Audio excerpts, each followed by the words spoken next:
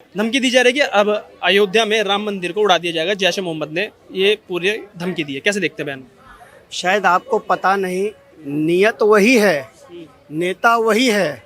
ना नियत बदली है साहब, ना नेता बदला है और ना ही सरकार बदली है। जैसे पहले घर में घुसकर ठोकना जानते थे, वैसे अब भी ठोकना जानते हैं।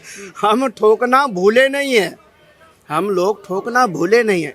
कुछ लोग गिदर भभकी देते हैं, उनको लगता है कि मोदी नहीं लौटा है। आकर देखो कोई अप्पू पप्पू चप्पू की सरकार है। कम से कम जाके अपने, पता नहीं उनका जो नेशनल चैनल है बहुत लेट लतीफ़ा काम करता है, शायद उनमें गलत फैमिली पैदा हो गई कि कोई अप्पू पप्पू प्रधानमंत्री बन गया भारत का। तो उनको पता होना चाहिए भारत का प्रधानमंत्री नरेंद्र मोदी है। नरेंद्र मोदी वो है जिसका 56 इंच का छाती है, जो देश का चौकीदार है। तो गिदर भभकी देने वाले देते रहते हैं। खैर आपको बता दूं, अयोध्या एक एनएसजी हब बनने वाला है। वो तो क्या उनके अब्बा जान के अब्बा जान जो भी सोच ले, कुछ उखाड़ नहीं पाएंगे, उखाड़ नहीं पाएंगे। ये बताइए मुझे, जैसे चुनावी माहौल है तो चुनाव से पहले एक काफ़ी सारी वीडियो देखी होंगी, उसमें कुछ लोग जो अपोजिशन है, जो अपोजिशन विचारधारा के रखते हैं, वो ये कहते थे कि आज तुम्हारी सरकार है, तुमने मंदिर बनाया, कल हमारी सरकार आएगी, हम मंदिर तोड़ के मस्जिद बना लेंगे।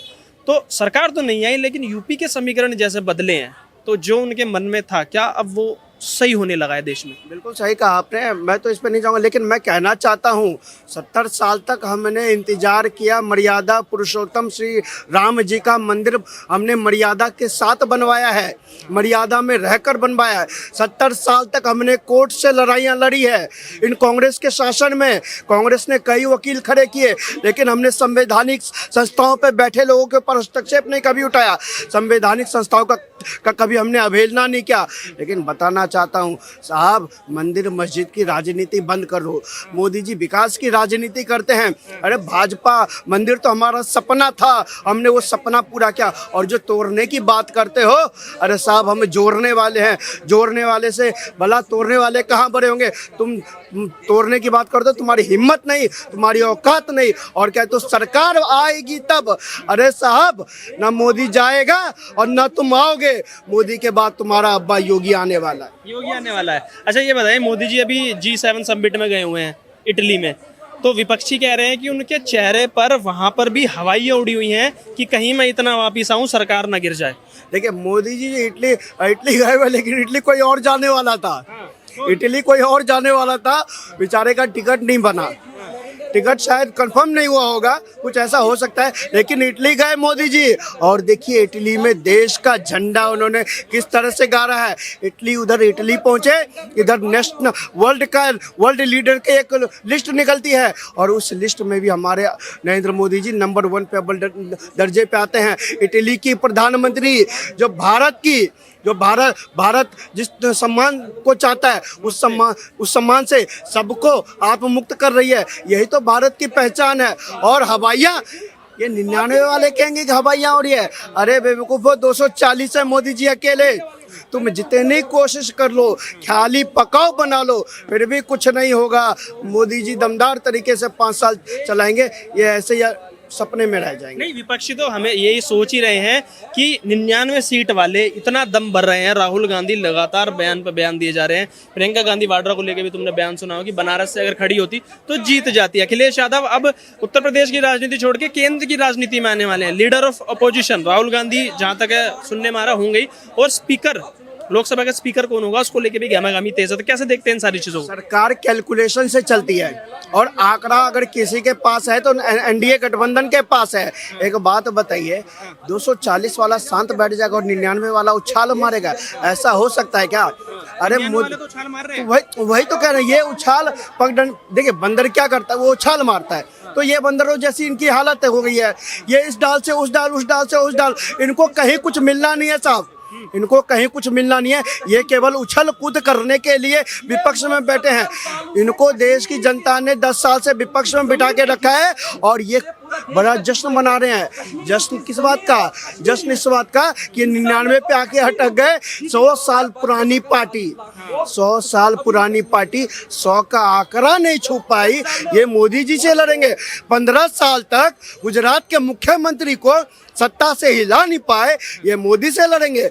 10 साल तक प्रधानमंत्री जी के सामने ये लोग 100 का आंकड़ा छू नहीं पाए, ये मोदी से लड़ेंगे। अरे क्यों अपनी पार्टी की बेइज्जती जनता के सामने करवाते हो? जनता को पता है भाई क्या हो रहा है और क्या होने वाला है।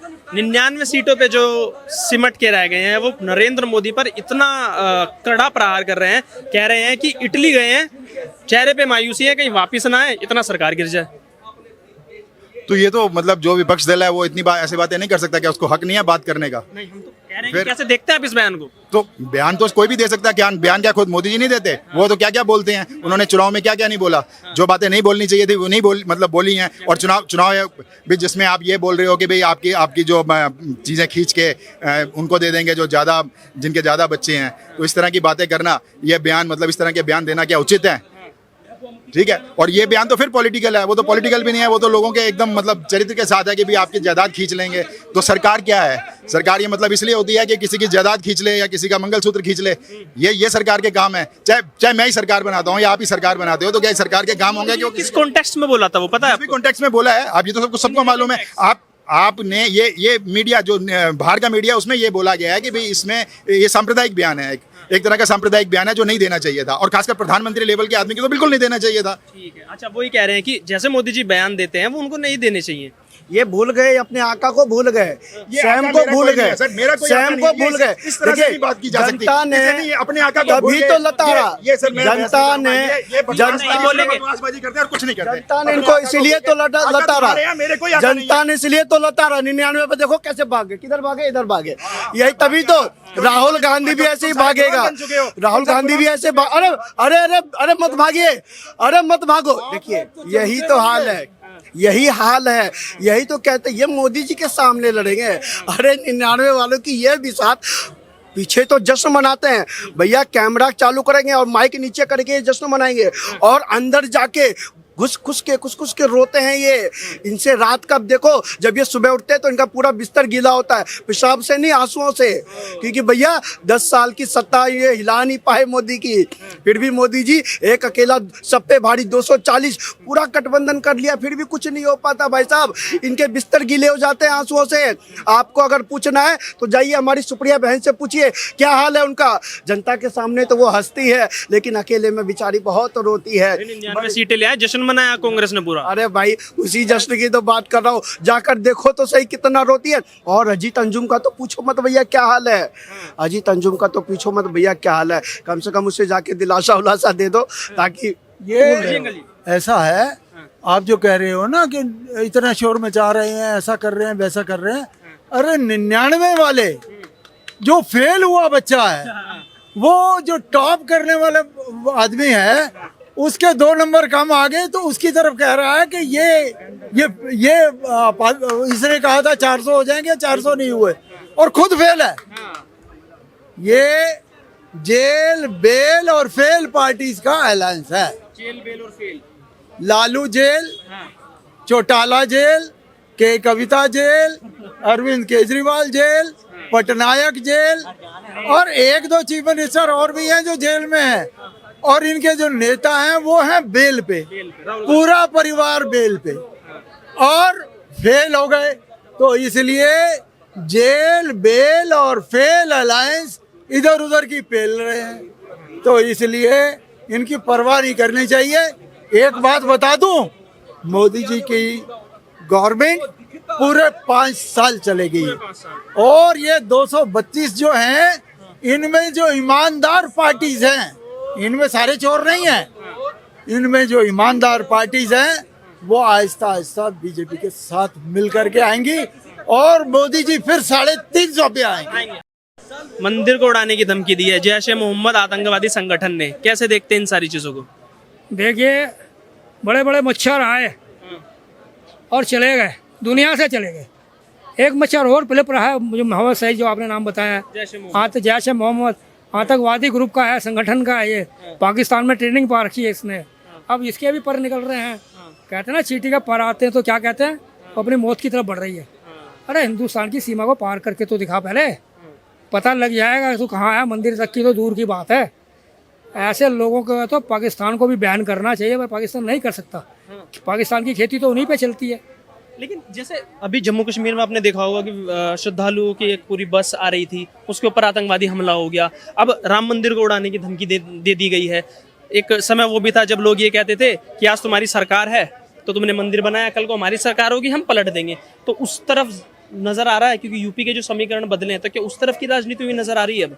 देखिए हमारे को बड़ा दुख होता है, हमारे देश को दुख होता है, 140 करोड़ लोगों को दुख होता है जब यहाँ के कट्टरवादी मुसलमान, साफ कह रहा हूँ कट्टरवादी मुसलमान जो कुछ नेता बन जाते हैं यहाँ पर, वो अपने आप को खुदा से के ऊपर मानते हैं। उनको कहना चाहिए खुदा का खुदा है, खुदा से ऊपर कोई नहीं है। आप लोग ऐसे भाषा नहीं बोलिए जिससे जो गरीब लोग हैं वो भ्रमित हों, आप उनको भ्रमित करें। अगर आपको विदेशों से पैसा और एजेंट मिलता है इस काम के लिए तो आप सरकार को बताइए, सरकार का साथ दीजिए। ये थोड़ी है कि आपको कोई पार्टी वाले, आप जैसे कट्टरवादियों को अगर जगह देते हैं चुनाव में और आप देश का हित चाहते हैं तो आपके लिए अच्छा नहीं है। आपके समुदाय के लोग ही आपसे नाराज होंगे और वो भी आपसे आपका साथ नहीं देंगे। पर ये जैश ए मोहम्मद जिसने ये धमकी दी है ये पाकिस्तान से आया हुआ है, और जो यात्रियों की बस पर जो अटैक किया था वो भी पाकिस्तान से आए हुए थे। ये तो सबूत मिल चुके हैं और पूरे सबूत है सरकार के पास, तो इनको कैसे बख्शा जाए? निर्दोषों की हत्या करना हमें बहुत दुख होता है। या किसी आप धार्मिक स्थल के लोगों की आप बेवजह हत्याएं करते हैं, और जब दुख होता है कि आप वापस छुप के भाग जाते हैं और पाकिस्तान इसमें कुछ नहीं कहता है, तो पाकिस्तान को भी कुछ बोलना चाहिए ना। हमारे यहाँ कुछ ऐसे नेता हैं, अब्दुल जम्मू के वहाँ की जो है दूसरी क्या कहते हैं महबूबा मुफ्ती, ये क्या कहते हैं पाकिस्तान से दोस्ती करो, पाकिस्तान से बात करो। शर्म नहीं आती तुम लोगों को? तुमने जब तुम्हारा राज था कांग्रेस के टाइम में तुमने लूट के खाया इस जम्मू कश्मीर को, आज कहते हैं पाकिस्तान से दोस्ती करो। पाकिस्तान आक्रमण कर रहा है, उग्रवादियाँ भेज रहा है, उसको कुछ नहीं कहते आप।